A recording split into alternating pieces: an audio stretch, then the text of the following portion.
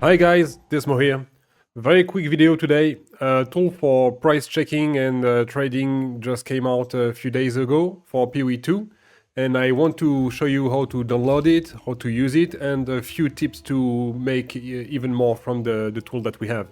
So to begin with, I have the page here. So you type on Google or whatever is your web browser, Exile Exchange 2, and then you choose your device. But there's a few bugs and you might struggle. So this is my first advice. The first way I'm going to help you out is that if when you go to your download folder and you double click the .exe file and nothing happened, which did for me, there's a few things that you can try to do. First, you can close the game and relaunch it, and maybe it's going to work.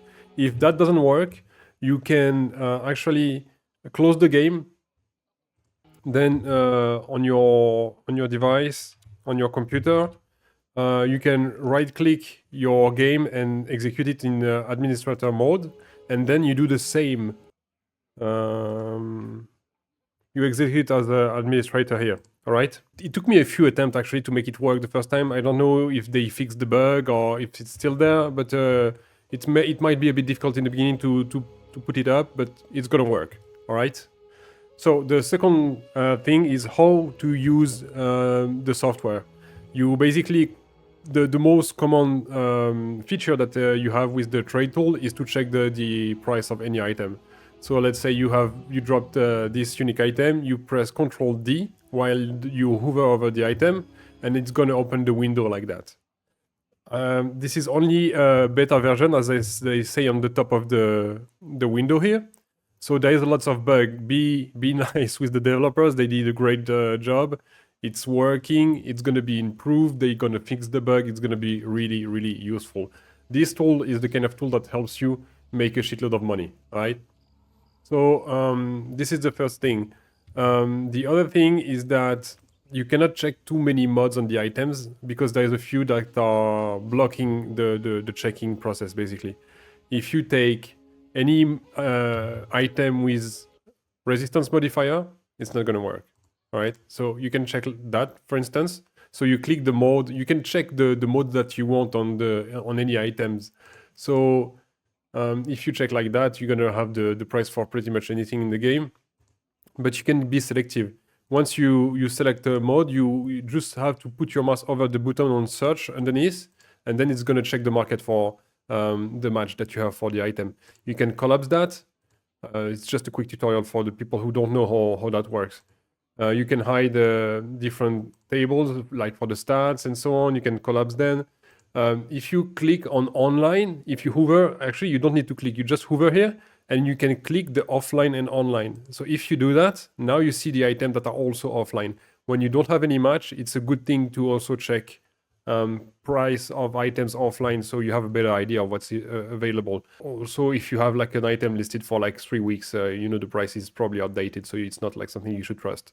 You can also click the button here to put the item level for your price check. It can be this can matter, the item level, especially when you're trying to price the base item. Like when the mods don't matter at all, but you have an expensive base, the item level actually matters a lot. So that's another thing. And then there's the gray text on top right, which is for the corrupted item. This is also very important because sometimes you want to check an item which is not corrupted. You want it not to be corrupted, or sometimes you want to press to check price for an item which is corrupted. So you can set that up on top right, and then you can ignore the stat completely like that. Also, when you are checking some modifiers, you can set up the highest and the lowest value of the modifier that you have.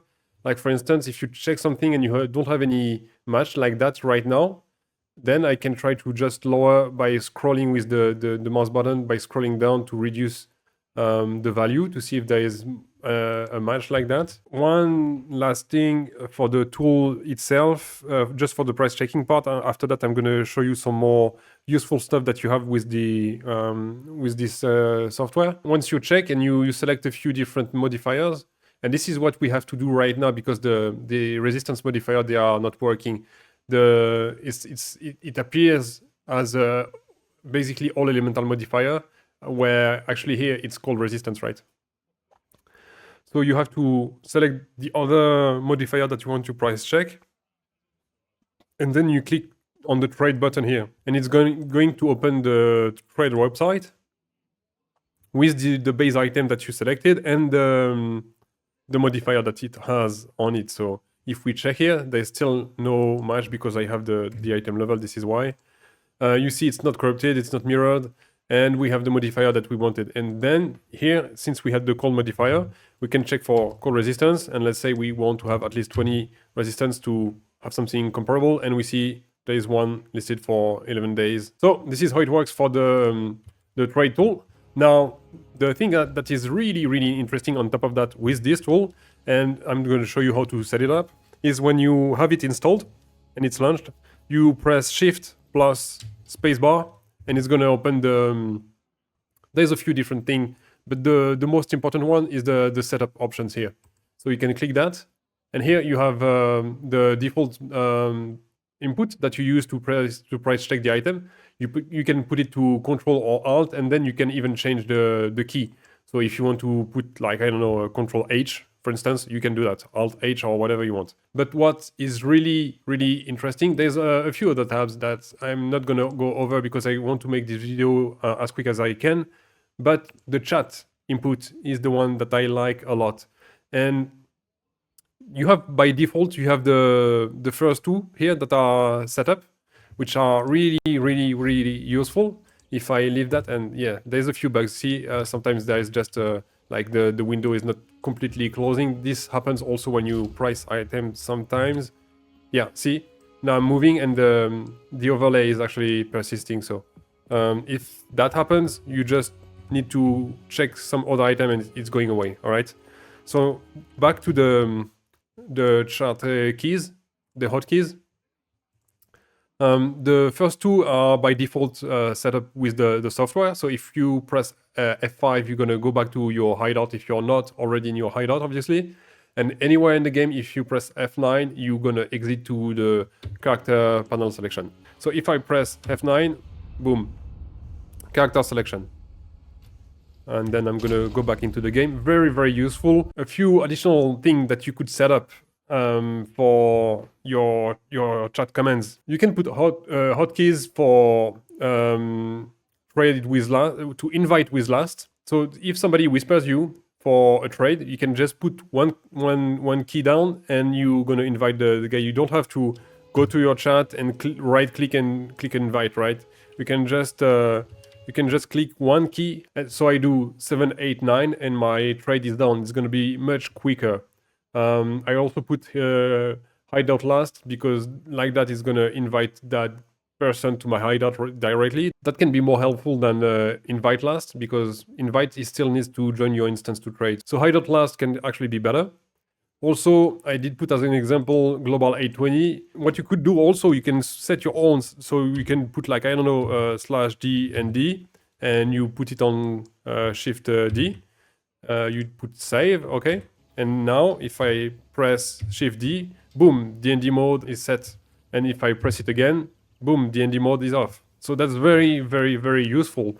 Last example, before moving on, I put a hotkey for an auto reply where I say back in 5 minutes. So I can put, I don't know, like Shift B. And now if I just press that, people, when they message me, if I need to go quickly away, I don't know, to do something in the kitchen or whatever, I press Shift B and people are gonna get the message that I'm gonna be back soon, right?